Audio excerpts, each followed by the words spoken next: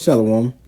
I want to start by giving all praises, honors, and glories to Yahweh, Bahashem, Yahweh Shai, Bahashem, Rahak Wadash. I want to give about honors to the apostles and the elders of Great Millstone who taught us the 100% truth according to the spirits of be Yahweh, Bahashem, Yahweh Shai.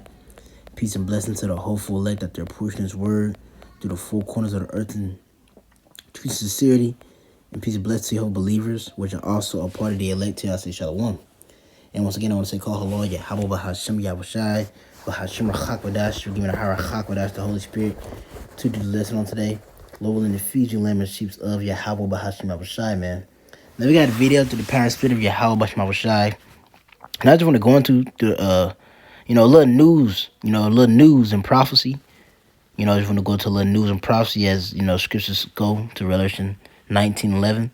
The spirit of Yahweh Shai is the spirit of prophecy. So that lets you know that the prophets, which is in the name prophecy, prophets, which were also aforetime known as seers, you know what I'm saying? We're out here proclaiming what's going to happen and what's going to come upon the earth, and that's the testimony of Yahweh Shai. The real true prophets will be going into prophecy, because prophecy lets you know where we're at, and it also lets us know how close we are to the kingdom of heaven, and which is that's what we're looking forward to.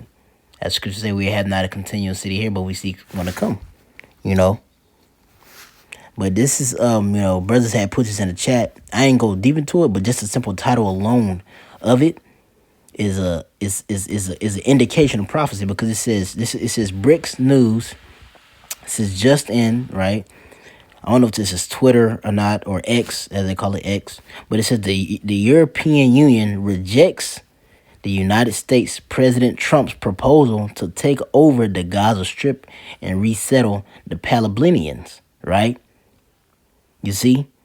So the EU rejects, partnering or aligning itself with the motive that the United States wants to take over the Gaza Strip, and resettle the Palestinians, And this is showing the aspects of how these the harlot, which the harlot is Babylon the Great America, which that harlot is going to be put in a situation where her allies are going to turn on her, because this is the beginning of it right here. And this also lets us know that this kingdom is to an end, So I want to read this for this is Mark 3, right? Mark chapter 3. Mark 3 and verse 23, it says, and he called unto them and said unto them in parables, how can Satan cast out Satan? And if a kingdom be divided against itself, then the kingdom cannot stand. And if a house be divided against itself, the house cannot stand. And if Satan rise up against Satan and be divided, he cannot stand, but hath an end. You see? So anything divided against itself, it's not going to be able to continue on. It's not going to be able to stand. And looking at the European Union and the United States having friction, or as far as or in better words, them coming out openly saying we're not aligning ourselves with the U.S. motive to do this, because the U.S. United States, which is Babylon the Great America, is part of the NATO, the North Atlantic Treaty Organization, which we know that the North Atlantic Treaty Organization, NATO and the EU, this is the revival of the Roman Empire. As a matter of fact, when you go into the history, before it was, known as the NATO and the EU, especially, if I'm not mistaken, especially the EU, it was known as the Treaty of Rome, and as a matter of fact, let me get that. Let me see.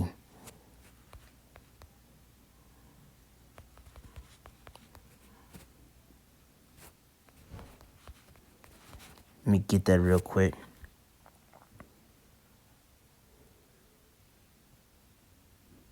Right? So you go here, it says, the Treaty of Rome was signed on March 25th, 1957 in Rome, Italy. It established the European Economic Community, the EEC, and the European Atomic Energy Community. These are the treaties are considered the foundation of the European Union, you see? So the European Union, which when it was it became the EU, you know what I'm saying? It was first known as a process known as the Treaty of Rome. You see, and the Treaty of Rome was them becoming what? It says the Treaty of Rome or the EEC Treaty, right? Brought about the creation of the European Economic Community and best known of the European Community. So the Treaty of Rome, that's what it brought about. Which what? It was the joining of the NATO and the EU in a sense. This is when it became this Treaty of Rome is letting you know that this is the revival of the Roman Empire. That deadly wound of the beast of being healed. This Treaty of Rome is letting you know that, oh, this is a sign and prophecy that this beast is being healed. Going to even when you go to the infrastructure of this kingdom, and even when you go into, even now, you got Elon Muskie. He's infatuated with Rome, changed his name to a Roman name. He did a Roman salute, at if I'm not mistaken, it was at the inauguration or that meeting, So you see that this that beast, that Roman beast, that system is here. And it's here as in the form of the NATO and the EU. You see? But what we see happening is what? The NATO or a member of NATO, because you have multiple members of NATO. As a matter of fact, I know the U.S. is a member of the NATO. It's like one of the top members. Yeah, because it said it's like 32 members in NATO, the North Atlantic Treaty Organization. Let me see.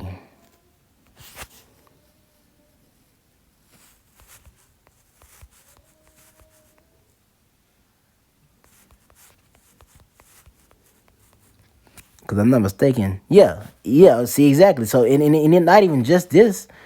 You got friction going on between the U.S. and Canada. And Canada is a member of the NATO. And when you it's been calling for Canada to pretty much join up with the European Common Market. You know what I'm saying? My bad, not the European Common Market, but the EU. Right? Join up with the EU. So you see, this is prophecy being played out. If we're gonna tackle it and we're gonna go into it, man. But as we're going, right now we see a house being divided against itself.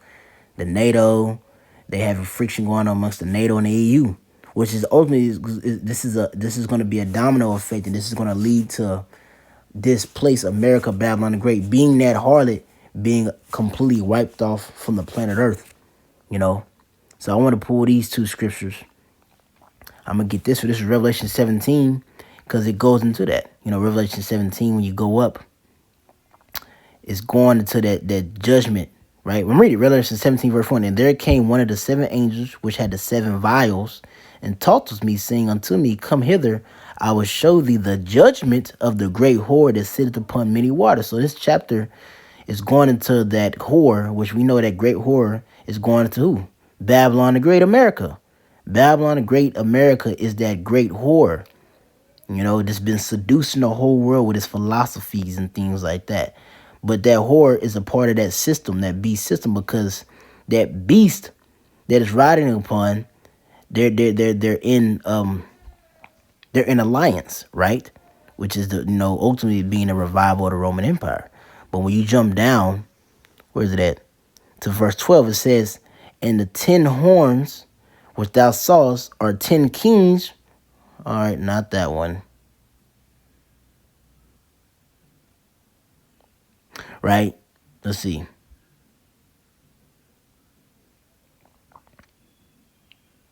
We'll start at 14. Revelation 17 and 14 says, These shall make war with the Lamb, and the Lamb shall overcome them, for he is the Lord of lords and the kings of kings, and they that are with him are called and chosen and faithful. And it goes into this in Revelation 19.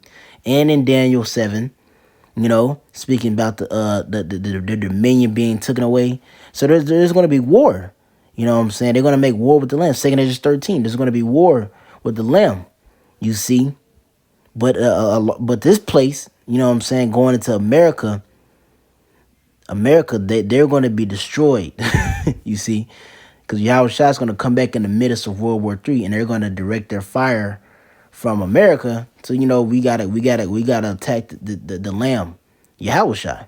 You see, but America gonna be gone. It's gonna be off.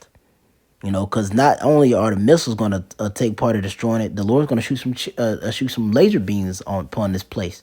You see, because this place got to be a desert. Jumping down to verse 16, I'm gonna get the point. It says, "And the 10 horns which thou sawest upon the beast, these and horns is a representation of powers. So these powers that was aligned with the beast, that was on the beast. These 10 horns which thou sawest upon the beast, and those 10 horns at the time of Rome, you had those 10 horns, which those 10 horns, right? I want to get it. Those 10 horns, you could call them. You could give them the title of being a vassal state. What the EU is. The EU is a vassal unto the NATO. They support NATO, and in return, NATO gives them their government protection. But they support NATO, and that's what Rome had. When you go back to ancient Rome had vassals unto it. You had Rome, but you had its vassals, right? So when you go into vassal, the word vassal, it means a person or country in a subordinate position to another. You see? And when you go into that word subordinate, it says a vassal who owes, hold on. When you go into that definition, subordinate, right? Subordinate.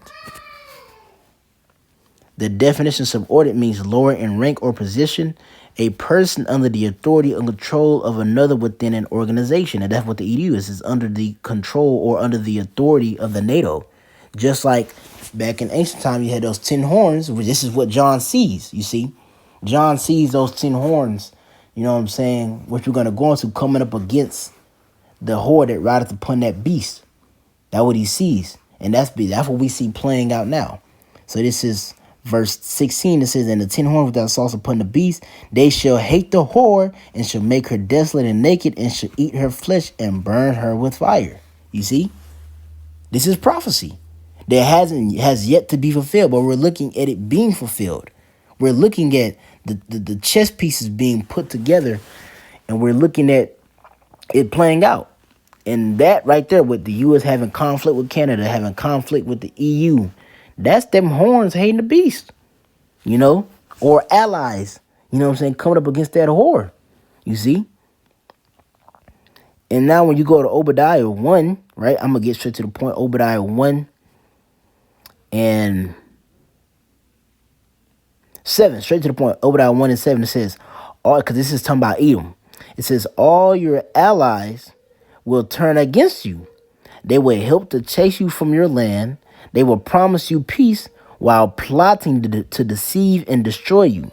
Your trusted friends will set traps for you, and you won't even know about them." You see? So this is the prophecy of Obadiah. You know what I'm saying? The Lord had written. Going to what? Going into what was going to befall Edom. He's going to get prideful. I'm going to cast him down. His allies going to turn against him. And we just read those horns hating the beast. Or my bad, hating the horde that rideth upon the beast. That horde is America, Babylon the Great, So that's what we see happening. And what is this letting us know? I'm gonna end it off with this one right here. I'm gonna end it off.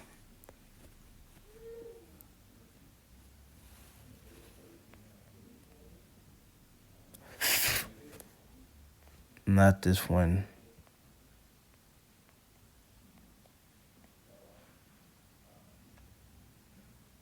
Yep, this is Romans chapter 13, verse 11 says, "And that knowing the time, that now is high time to awake out of sleep." Because we see the prophecies happening, man. It's time to come out of that state of being slumber, which we know, and to come out of darkness. It's time to come out of there. I'm reading NLT, right quick. It said, "This is all the more urgent for you to know how late it is. Time is running out.